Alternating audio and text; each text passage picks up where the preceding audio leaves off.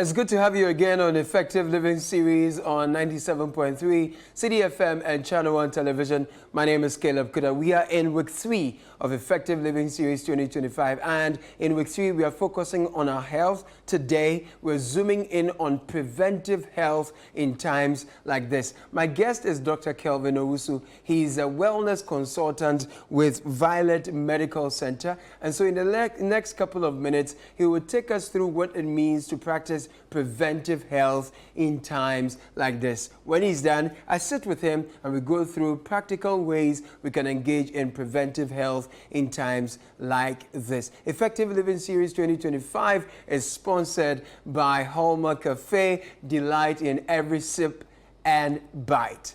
Now, ladies and gentlemen, I present to you Dr. Kelvin Owusu.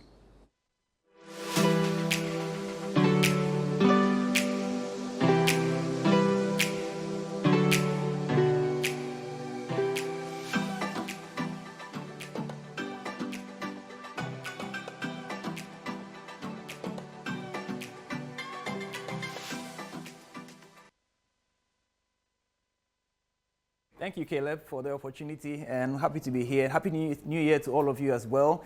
We made it to 2025. I hope that we are going to practice some of the things we are going to talk about today so that we'll enjoy many more years ahead. So let's dive right in. Preventive health in times like these.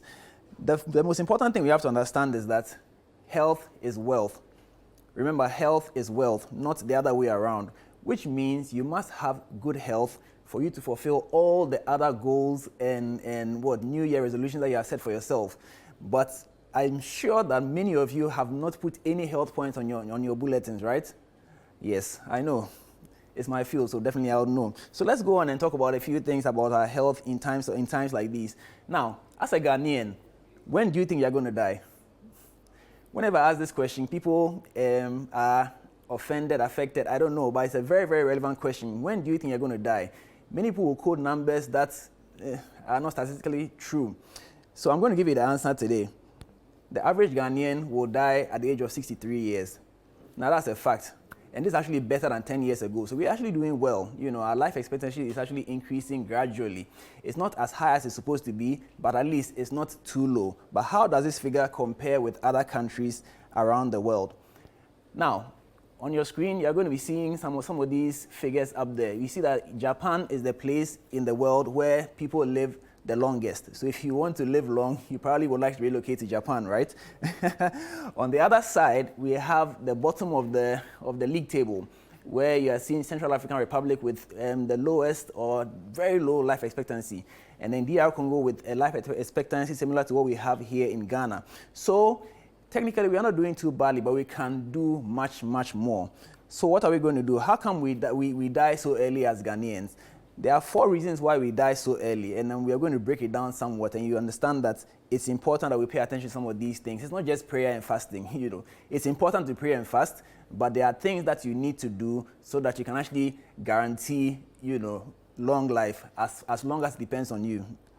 The first point is lack of planning. Many of us do not make plans with our health in mind. Like I said, even your New Year resolution, you didn't put health in there. You've spoken about making money, working hard, traveling here, making connections there. Where's the health bulletin in your New Year resolution? So you see the thing, we don't plan for our life, we don't plan for our health. So how are we going to achieve all the other things that we hope for ourselves? Those of us who are Christians, if you go through the Bible and you study the miracles that were performed, in the healing miracles that were performed, you realize that almost all of them, the person who was to be healed had a role to play. So what is your role in the long life that we are hoping for? That is why you must plan for it. And as you go along, you understand that almost every other thing that we will talk about will come back to this aspect of planning, because if you don't plan for it, you are not likely to achieve it. So let's make progress. The second issue is our diet. Our diet is a big deal. I mean, you are what you eat, obviously. Typically, the Ghanaian portions are very large. It's an African problem, actually. We eat very large portions, you know, and it's probably because we eat when we are hungry. We'll talk about that a little bit later. When we mention diet, we are talking about what you are eating, when you are eating, and how much you are eating. These 3 things come together to determine your diet. So diet does not mean, fasting or trying to lose weight. No, diet means what you are eating, when you are eating, and how much you are eating. And our portion sizes tend to be very, very large, especially for the kind of work that we are doing. Balanced diet, you've all heard about balanced diet, right? But balanced diet is balanced for you at a particular point in your life. It depends on your sex, your age, the kind of work you do, and so many other factors. And so if you just eat for eating's sake, you are probably eating too much. So it's very important that we pay attention to it. And when you break the portions down, you realize that we have a large portion of carbohydrates and fats in our diet. If you were a manual worker, you might get away with this, but a lot of you are not manual workers. We are corporate workers who do a lot more brain power than physical exertion. So we need to monitor how much carbs we are ingesting, because if you take in a lot of food ostensibly to serve as fuel and we don't burn that fuel, we keep the excess as fat. So we begin to put on weight, and that brings a lot of problems. Then inadequate portions of fresh, emphasis on fresh fruits and vegetables. Yes, our soups are made of vegetables, our stews have vegetables in them, but they are not fresh. We need to have a good amount of fresh fruits and vegetables in our diet as well to get the benefits. So because we don't have all of these things in there, it's part of the reason why we don't live too long. Let's go on to the next point. Exercise, or the lack of it. Again, when you talk to people who are corporate workers, they will tell you that we don't have time to exercise. We are in traffic from so time to that time, and so there's no time to exercise. The manual workers also feel like, my job is physical, so why do I have to exercise? Here's the thing. Research, I'm addressing the manual people first. Research has shown that if the physical activity is part of your work routine, you don't get as much benefit as doing the same thing purposely for exercise. And this is a proven fact, which means that even if you're a manual worker, you still need to find time to exercise. Very important, because the kind of exertion or the kind of stress, I'm using stress in a good way, that you need to put on your cardiovascular system, that's your heart, to be able to make it count as exercise. You don't get it if you are doing manual work, which is rhythmic and consistent over a long period of time. So you must find time to exercise. So chasing money is good, but exercising is better. So whether you're a corporate worker or a manual worker, find time and exercise. It's very important. Then our environment. Say you actually you added jogging to your New Year resolution, so you actually want to go out and jog. Do we have pavements to actually jog on? Do we have streets to jog on? Because now if you were jogging on a rough road and you missed your step, you could end up with an ankle injury. So our environment also plays a role in making us die too young. So no pavements, no bike lanes. If you wanted to ride your bicycle to work, where would you actually ride it? I used to work in an emergency room, and almost every week we had people brought in who went jogging or bike riding and they were knocked down by a car. So it's a reality. You might want to exercise, but do we have the environment to support that? Then we have the issue of polluted water from our galamsey, etc.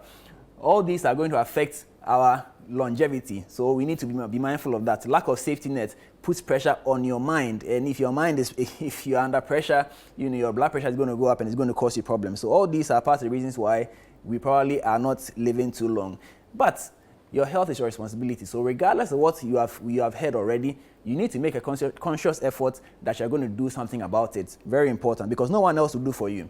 My team and I were part of a group of, we screened some people over a period to determine a few things, and I put this together to let you understand that these issues are real. And even though there are age criteria for hypertension, among other things, it's happening on a wider scale now. So this is just some preliminary thing. What I want to actually show you starts from here. Realize that corporate workers in Accra, majority of them are overweight. So if you look at the graph, you can see for yourself, majority are overweight. And that is leading to hypertension or an increase in hypertension. So you realize that majority of the people that we had engaged have blood pressures that are above normal. This is a crisis that is waiting to explode. So if we don't start doing something about it now, don't be surprised if more people begin to develop complications of hypertension. Over 60 to 80% of premature deaths, that is a death before the age of 70, is hypertension related. So this is very, very important. All right. And we are seeing here that it doesn't matter which age category people are developing hypertension even in the 20s. So you are not too young to develop hypertension. You need to start acting on it now in 2025. All right, so in summary, the choices you make will impact your health, whether it's food, work, or just hanging with the guys. It will impact your health. Very important. So let's talk about a few things that you can do to improve your health outlook in 2025. The first thing is commit to at least 150 minutes of moderate intensity exercise every week. Now, here's the catch. You need to do this consistently. It's not about going to play football 150 minutes on Saturday. That's not good enough. You need to exercise at least every other day. So you can break down this 150 minutes however it works or it fits into your schedule. If it's a daily routine or a 3 times weekly routine, that's fine. But once a week, not good enough. So at least 150 minutes of moderate intensity exercise to keep your heart pumping, to get your pulse at least above 100 and sustain that for about 20 minutes. Very important. So that's what makes it exercise, so that you get the full benefit of what you are doing. If you do that as part of your daily work routine, you won't get the same results. It has to be a dedicated time for exercise. Second thing, we need to adopt a healthier diet. Note, I didn't say healthy diet. I said healthier diet. And the difference is that if you go healthy overnight, you won't sustain it. So it needs to be a gradual process where you change things, you change a few things at a time and move it to the next level as much as possible. So eat when it's time to eat, not because you're hungry, and eat moderate portions. The trick is to use a smaller plate than you use regularly, and that will help you achieve your goal. Obviously, you need to add more fresh fruits and vegetables, and don't sleep after meals. Between eating and sleeping should be at least 4 hours. Sleep is very important, where you actually recharge. So aim for 7 to 9 hours of quality sleep. I can't tell you how to achieve this. I can only tell you how it will benefit you, and that is the important thing. So the benefit to you is that to help your mind to get to relax, recharge, and get you ready for the next day. It helps control your blood pressure and so many other benefits. So try and make this a habit if possible. Be intentional about managing stress. Very, very important. Again, I can't tell you how to achieve it from this podium, but you must achieve, because stress triggers your blood pressure going up and can end you up with hypertension. So very, very important. And finally, get a health check. Many of us treat our health like a jacket that everybody can wear. No, it's a tailored suit.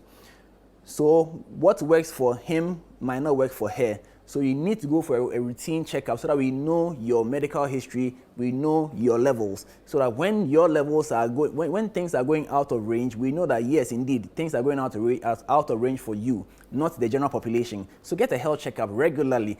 Ideally, you should get a routine checkup twice a year.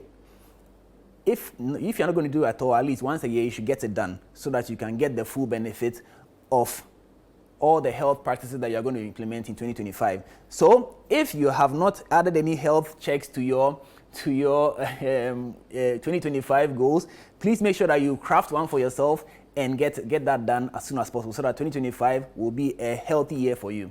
Thank you very much. I'm Dr. Kelvin.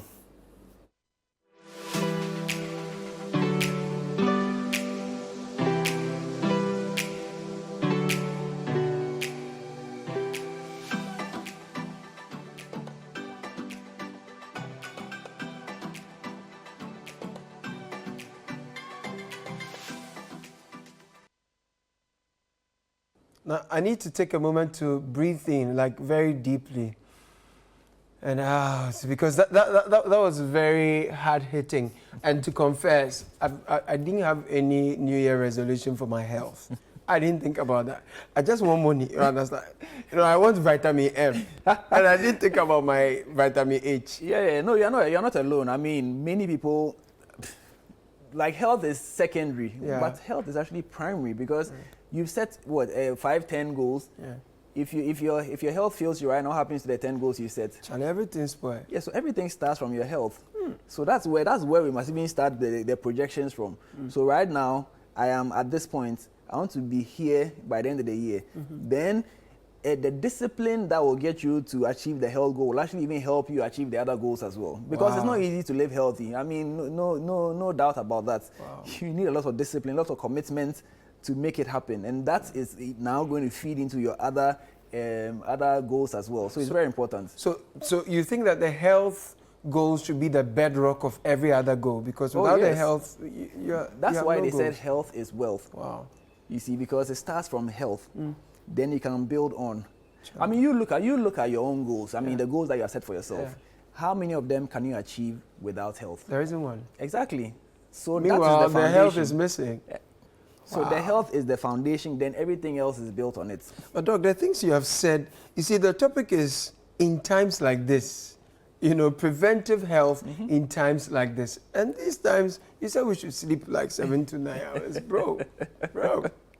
No, you see, that's why I didn't go into details. Because that one, it will cause problems. People are leaving work 10, they are getting back 4. That one, we need to sit down and look at your schedule and then see how we can make it happen. Okay. What I didn't even add is that it has to be continuous sleep.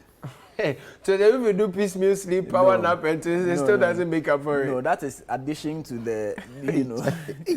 So you need 8 hours of continuous sleep. Continuous yes, sleep. for your body to recover. But of course, admittedly, this is ideal situation. Not just ideal. This is also an average. Some people don't require 8 hours. Some people require less. Okay. You know, other people also require more. Yeah. So you need to know yourself, you know, so that you know what works for you.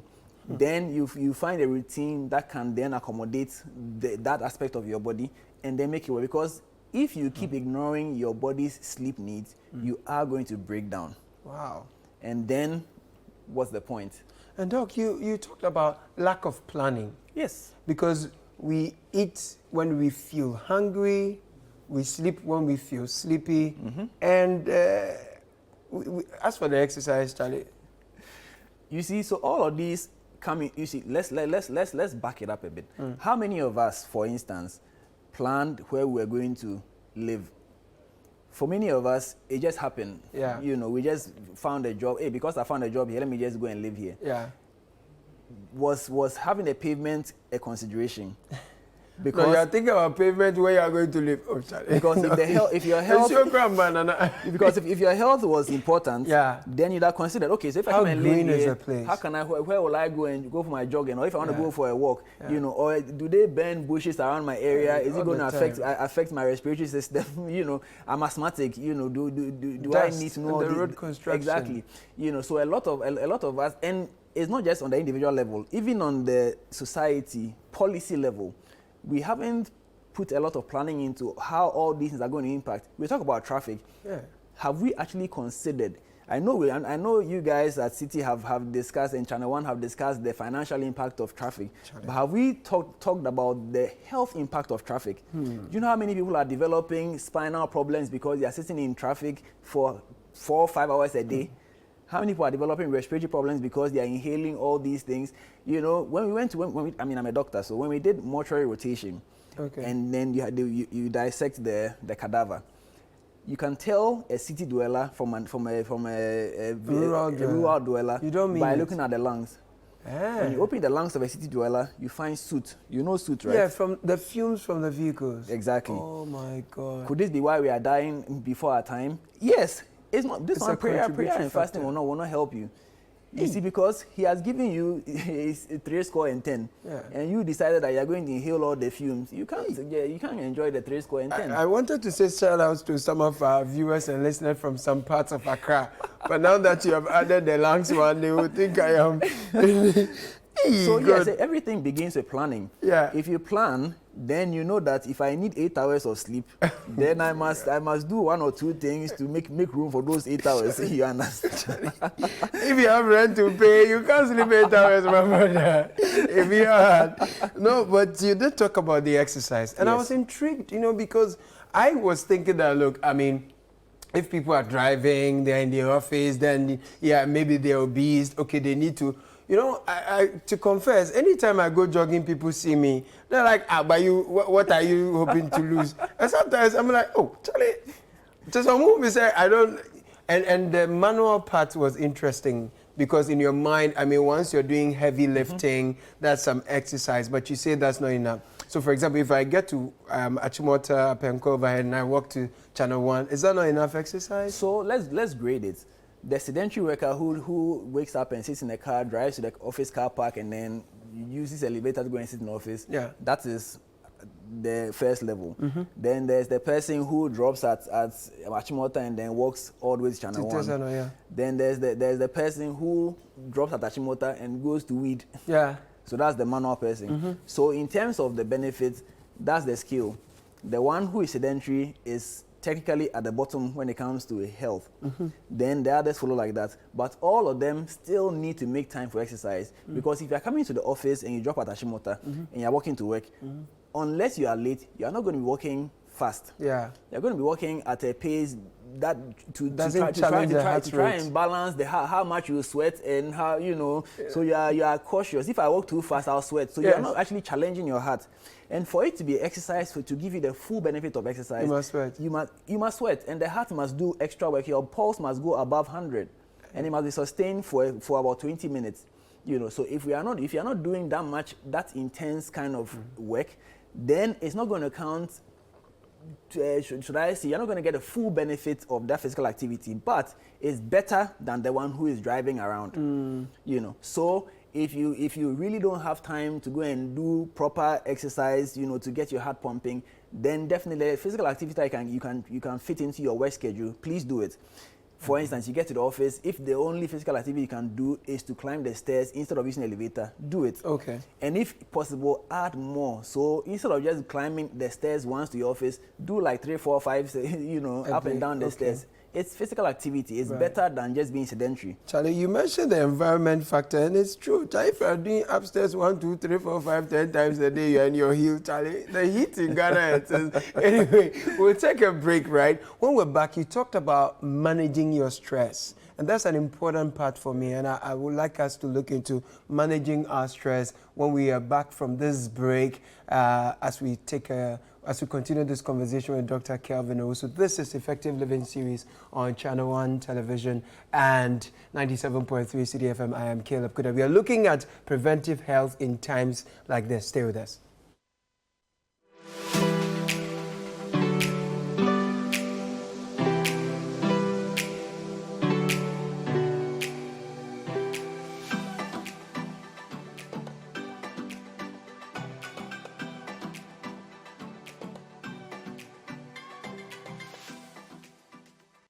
This is your chance to be served by a robot at Accra's premier destination for fine dining, Hallmark Cafe, located in Jowolu, just after the Allied filling station. It's the perfect spot for delectable pastries, desserts, hot and cold beverages, as well as a variety of continental and local dishes to satisfy your cravings.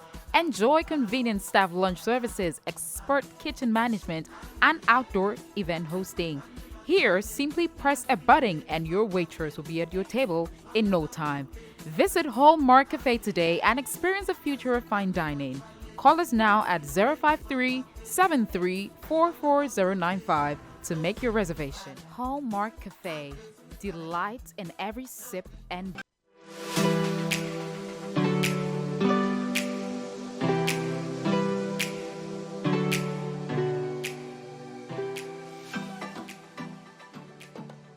Welcome back. This is Effective Living Series on 97.3 CDFM and ChannelOne Television. We are looking at preventive health in times like this, and our guest is Dr. Kelvin Owusu. He's a wellness consultant with Violet Medical Center. Doc, so before we talk about managing our stress levels, I want us to talk about one of the habits you mentioned is our diet and the portions of our diet. You see that often when you go for social events, we load our plates.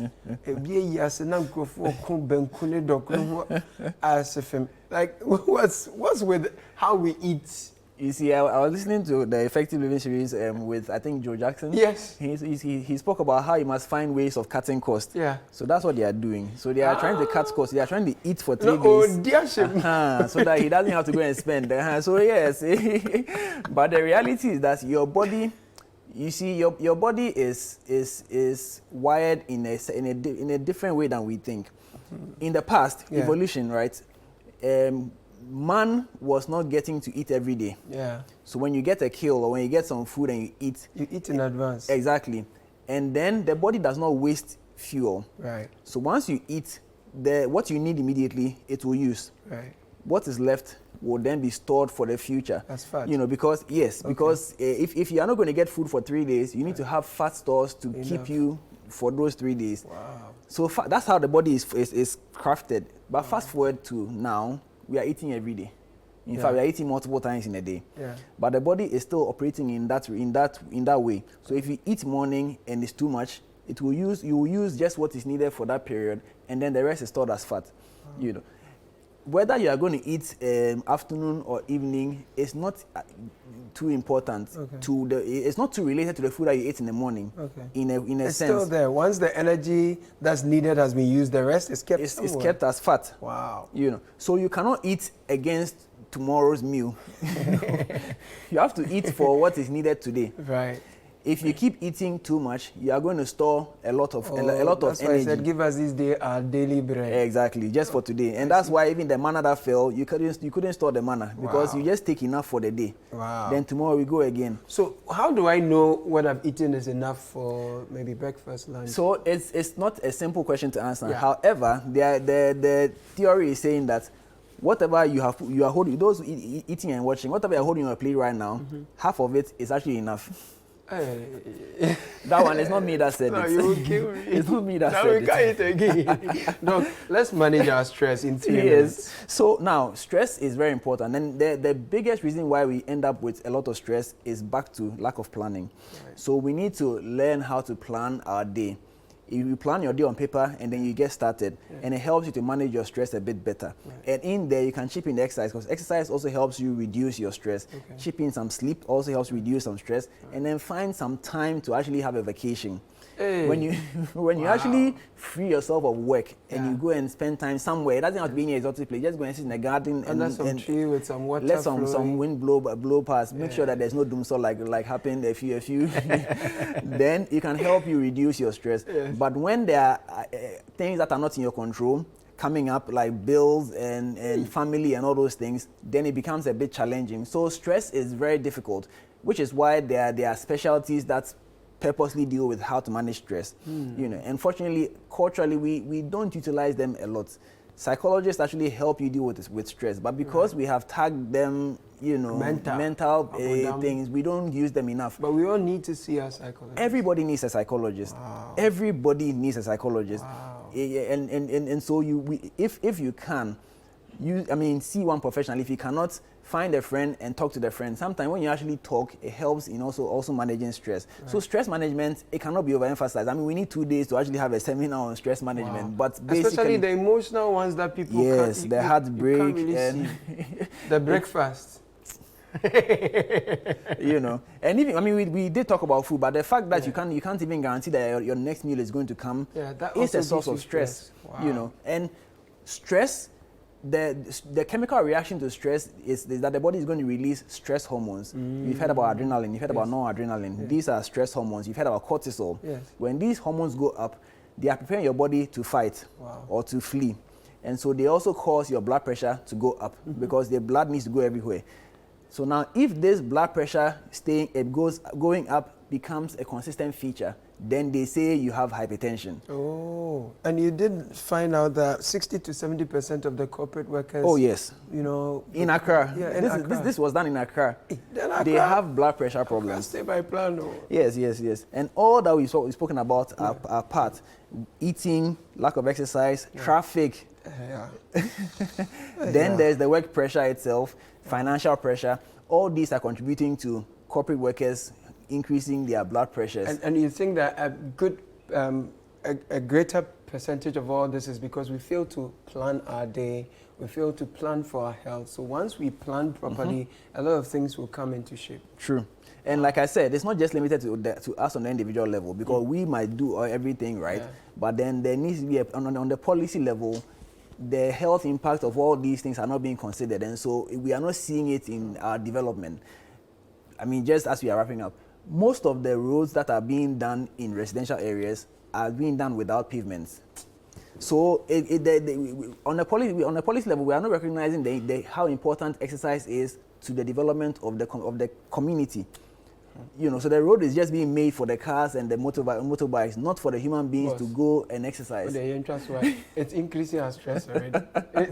It's increasing our stress. So we all need to, you know, put health at the forefront. I guess the social media too is giving people a lot of stress. Oh yes, unnecessary pressure. So declutter. I mean, tune out. You need to find time, tune out and rejuvenate. Dr. Kelvin, also we could talk all day. We can. But I thank you so much for the nuggets you've shared with us. Preventive health in times like this, I found it very useful. I hope it's instructive for you as well. So your 2025 will be great if you plan it and you have your health at the background of it. So I'm going to redo the resolutions and put health at the base of it. Thank you, Dr. Kelvin Owusu. He's a wellness consultant with Violet Medical Center. And my name is Caleb Kuda here with 97.3 CDFM and Channel One Television. I thank you for watching.